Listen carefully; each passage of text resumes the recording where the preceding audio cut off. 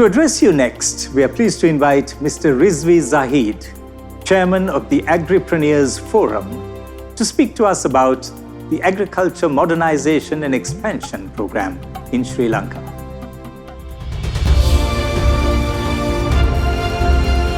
Agriculture modernization and expansion, which is a subject very much in the buzz these days. Today, there is a renewed interest in agriculture, and Sri Lanka offers some amazing opportunities for investment in agriculture.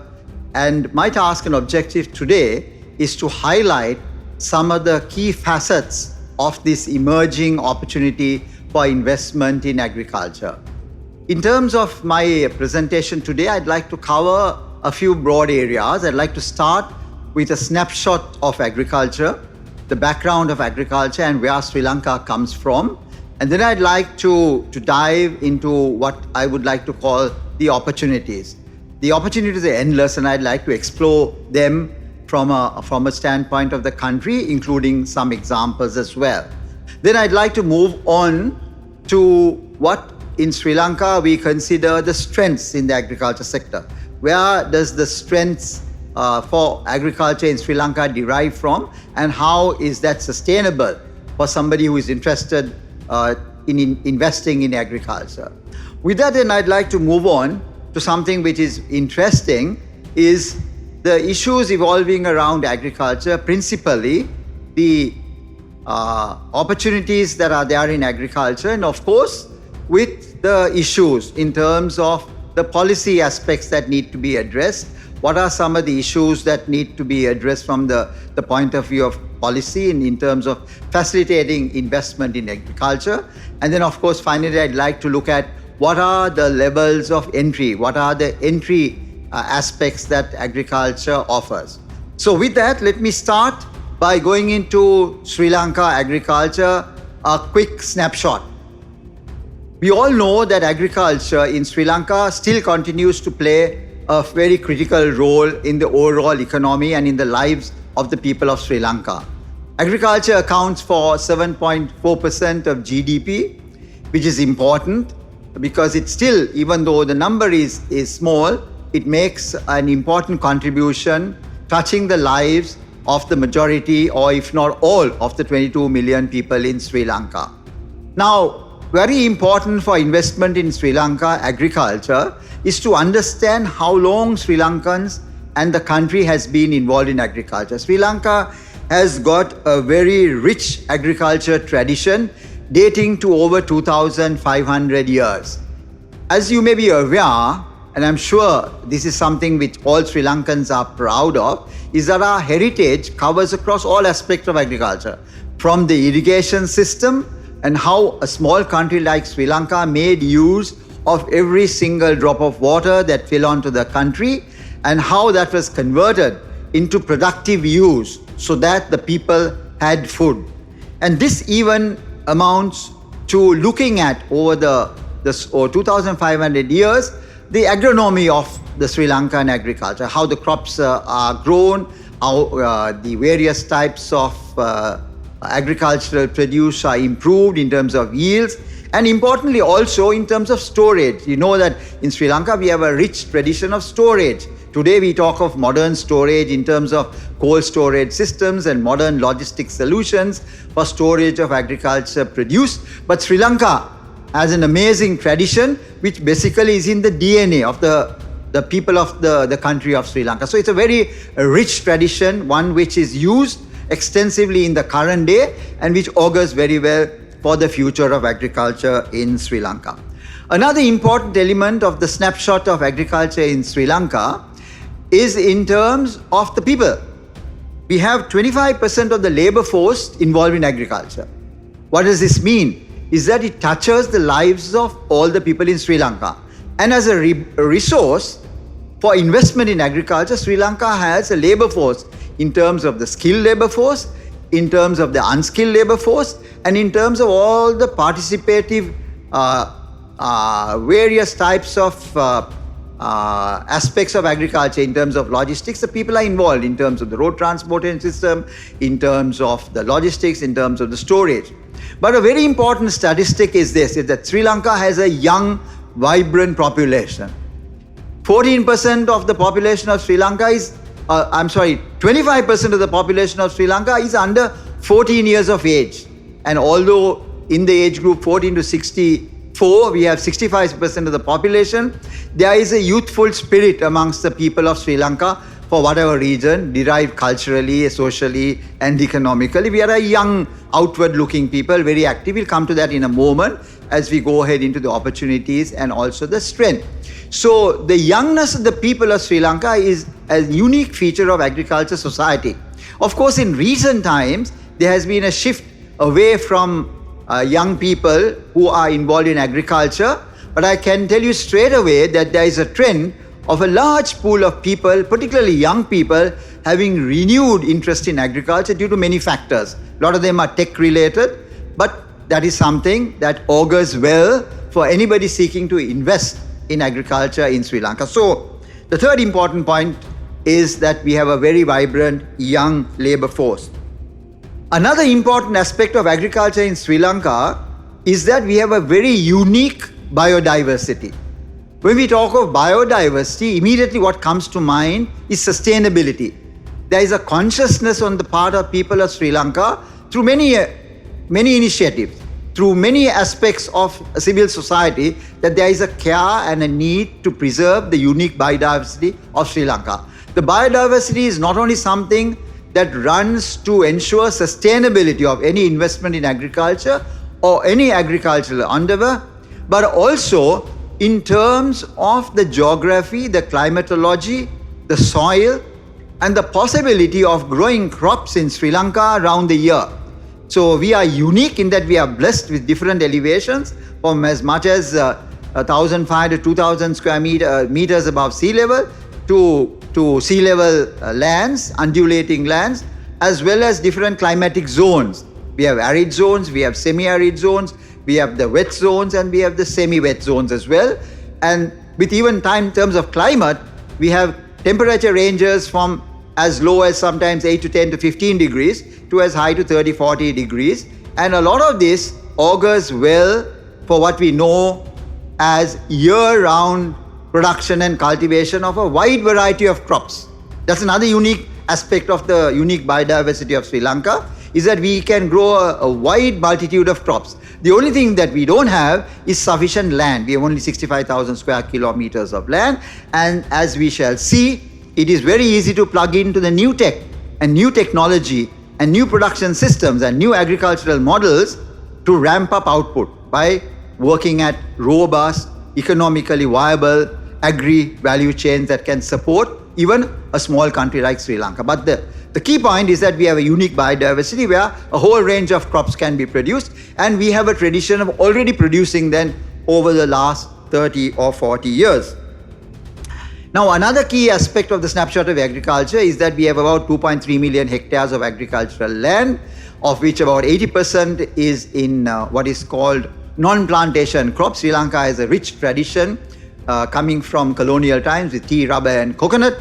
But apart from that, there is a huge amount of land available where non-plantation crops are grown. There are some challenges there because the size of the land holdings are small. Average land holdings are very small, but nonetheless, there are interesting possibilities to craft and farm interesting agricultural models that bring good, strong economic returns to an investor in agriculture. Of course, out of this 2.3 million hectares, Sri Lanka grows or has land to grow 980,000 hectares of paddy. Now, the focus on paddy, which is one of the main cereal crops, stems or has stemmed from a tradition to ensure food security. A people of a country or a nation that has got sufficient food can use that knowledge to grow other crops as well, in addition to being secure in food and having good nutrition.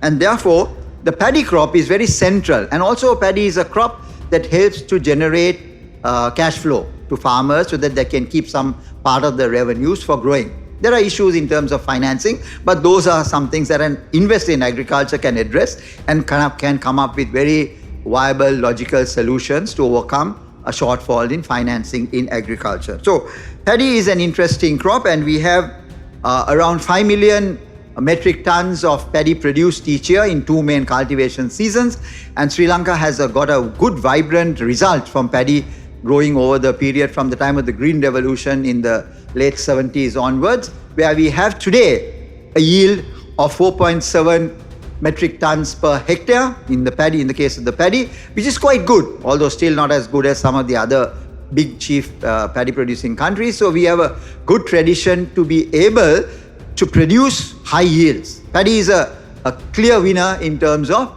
high yielding yields from an agricultural crop. Of course, something that is unique is that Sri Lanka also has a tradition of exporting a lot of its agriculture, with 24% of total export earnings coming from agriculture. Although the tea, which is one of the key crops in Sri Lanka, accounts for about 17% of that export. It's quite interesting to see that there's a lot of focus, a lot of policy direction, and actual results of export of other non-traditional crops coming from Sri Lanka. So if I can now move very quickly into my next thrust area, which is the agricultural opportunities. Now, I'd like to first highlight this aspect of high value added agriculture. High value added agriculture. Sri Lanka traditionally, because of the emphasis on things like sustainable agriculture, food security, as well as the need to provide income and food for the people, focused a lot on the paddy crop, which resulted in a lot of what I call, or what we now know to be, subsistence agriculture, where although there were good planting materials, good yields that came in from the research done and the good work done by government institutions such as the Department of Agriculture, the focus still was very much on subsistence agriculture. But because of this tradition of growing, and because of the thrust given by some key lead sectors, including in the private sector, who have had the opportunity, because since 1977, to look outwards, look globally, look at global opportunities, to look at this emerging high value addition requirement of agricultural produce. So what do we mean by high value added agriculture? We have seen that even already with tea. Sri Lanka does not only do bulk tea, but a lot of value-added teas, a lot of tea in tea bags, as well as various other variants. And there are some market leaders who have created excellent brands to take value-added teas to global markets. So, as well as, of course, other crops like cinnamon. But the thrust of agriculture is now going towards value-added agriculture based on a global demand for value-added agriculture. We see a lot of global demand coming for value-added agriculture, and if we can see, for example, in the example of rice, a lot of people sometimes, even in investment opportunities agriculture, look for the low-hanging fruit. And of course, there is the fruits and vegetables and spices where a lot of value addition can be done, not only to the intrinsic product, converting it into a product that is consumable in global markets in a ready-to-use form, but also there is interesting opportunities in one of our key crops, and that is rice. For example, if you look at heirloom rice, various types of value-added rice, where Sri Lanka has already done a lot of research into red fragrant rice with low GI, which is good for health segments, which is interesting market segments globally, and some companies have already started exploring there. But because of this strong base of value-added agriculture and the thrust, and most of the players and stakeholders involved in agriculture focusing on value-added agriculture, already there are a lot of success stories in value-added agriculture. For example, we produce, it's quite interesting to know that in Sri Lanka we produce value-added, for example, pickles like gherkins that go to global markets, that go to high prestige brands like McDonald's and Burger King and Subway and Heinz. And interestingly, a lot of companies have already started that value-added journey and got interesting market share, even as private labels in packaged goods, in jars, in value-added form, in dehydrated form. So value-added offers some very interesting opportunities, and when I quickly go through some of the products in which Sri Lanka offers potential, which already some substantial work has been done.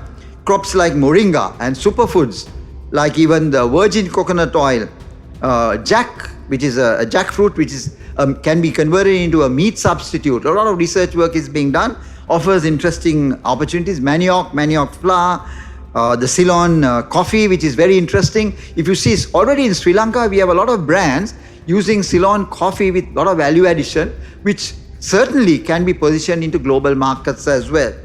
So various types of pickles I spoke about, from gherkins to even vanilla. The vanilla crop is an exciting crop. There are lots of areas in Sri Lanka it grows well. Some work has to be done and value-added products can be derived therefrom. And of course herbs, because of the variety of herbs available in Sri Lanka, a lot of opportunities for value addition. Fruits like papaya and pineapple and mango and banana and watermelon, exciting opportunities for value addition in terms of dehydrated product. So there are exciting opportunities, and for an investor who has the patience and who can craft a good strategy for value-added agriculture, the world's a stage, because as we can see, there is a huge increase in global demand as well as local demand for food.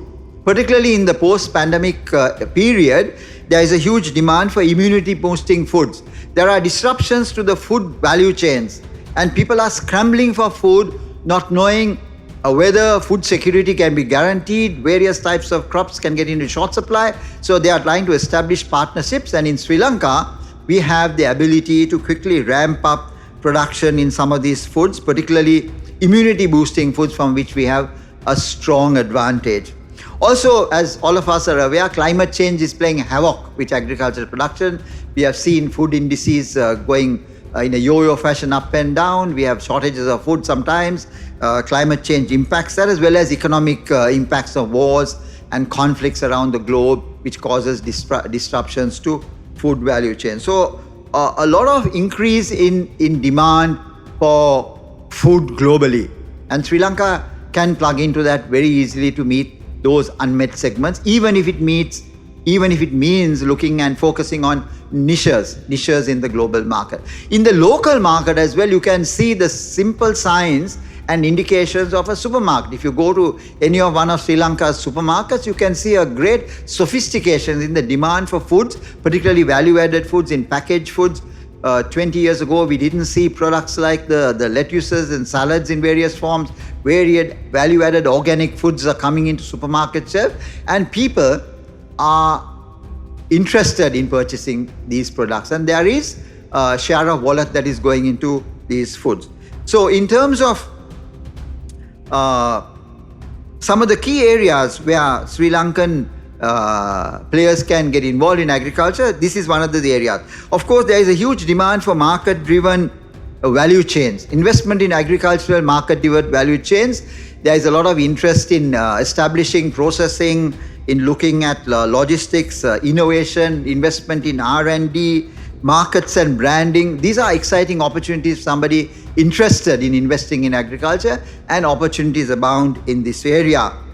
Also, there is a huge demand for high-tech agriculture, and that is seen in renewed interest in terms of education for agricultural high-tech. You can see a lot of activity generated in Sri Lanka and also being used, from greenhouse technologies to precision agriculture to various types of new innovations in agricultural products, including mechanization. We have seen the use of combined harvesters in paddy fields in Sri Lanka, and which is doing quite well.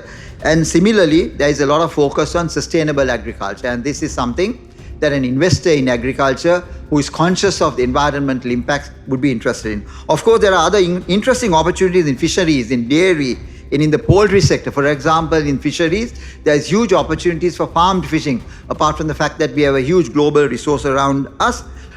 Processing technologies are very much an area for investment. Even in terms of simple processors, dehydration, sophisticated processors like supercritical extraction, in terms of storage, in terms of cold storage, in terms of packaging solutions, there is a lot of opportunities in which partnerships can be derived. Also importantly, agri-education. This is something that Sri Lanka has got a strong base because of our agricultural traditions, our scientific and research institutions, but there is a lot of scope also for ICT, and we see a lot of ICT coming into play in Sri Lanka. I'll delve and talk about that as we go along very quickly. So some of these are interesting aspects that will arouse the interest of an investor in agriculture. Many interesting opportunities. Very quickly, again, if you look at some of the key strengths, some of these are derived from the opportunities that are available in the global market. Sri Lanka has excellent opportunities, as we know, for tea and spices, which were very strong, a lot of value addition. So when an investor wants to go into value addition, the space, although there are very strong entrenched players in the domestic market, there is opportunities for good value addition. For example, Sri Lanka has ventured into tea extracts, and that's doing very well in terms of extracts of tea for various types of industries. There is a huge quality tradition as well.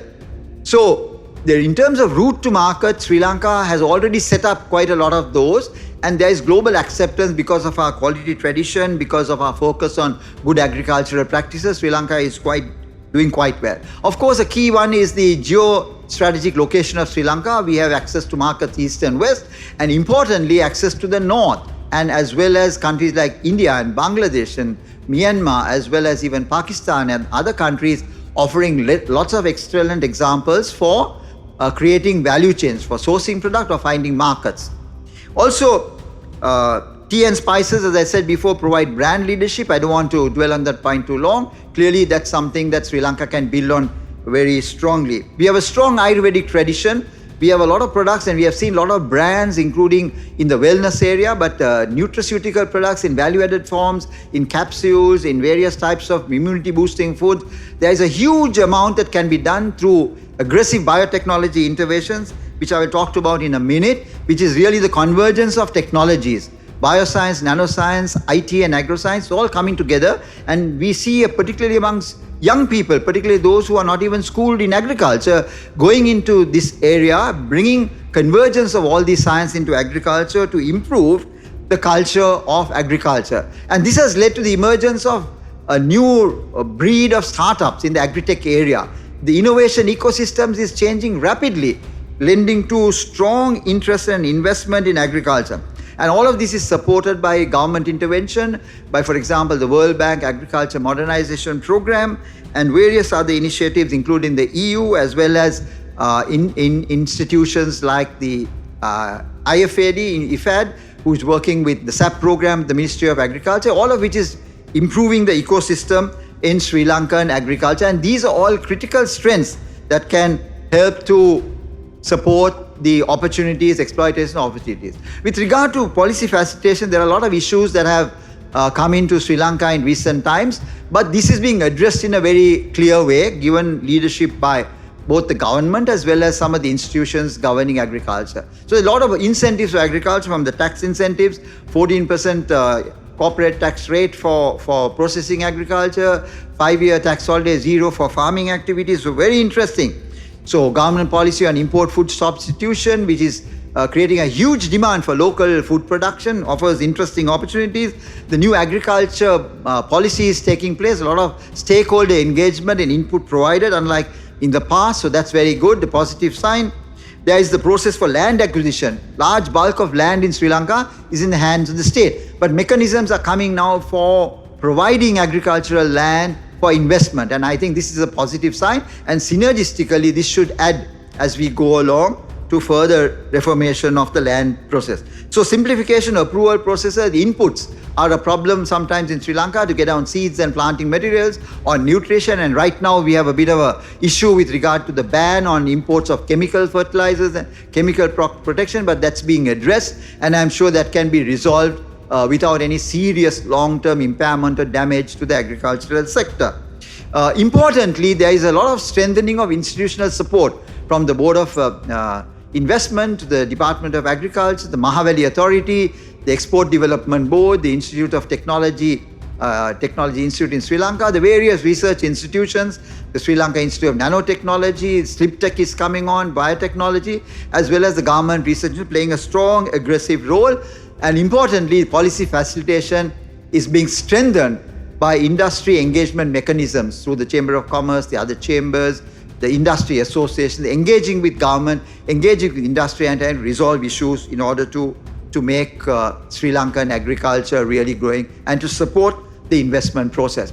In terms of the growth and entry strategies. Of course, these are some of the traditional ways in which people enter agriculture. There is a huge potential, and I could say it very fearlessly. There are some companies, global companies, that have ventured, regional companies, through foreign direct investment into Sri Lanka. You have to be bold, you have to take risk mitigation strategies as well, and it's possible to do that. It's just that one has to explore and engage.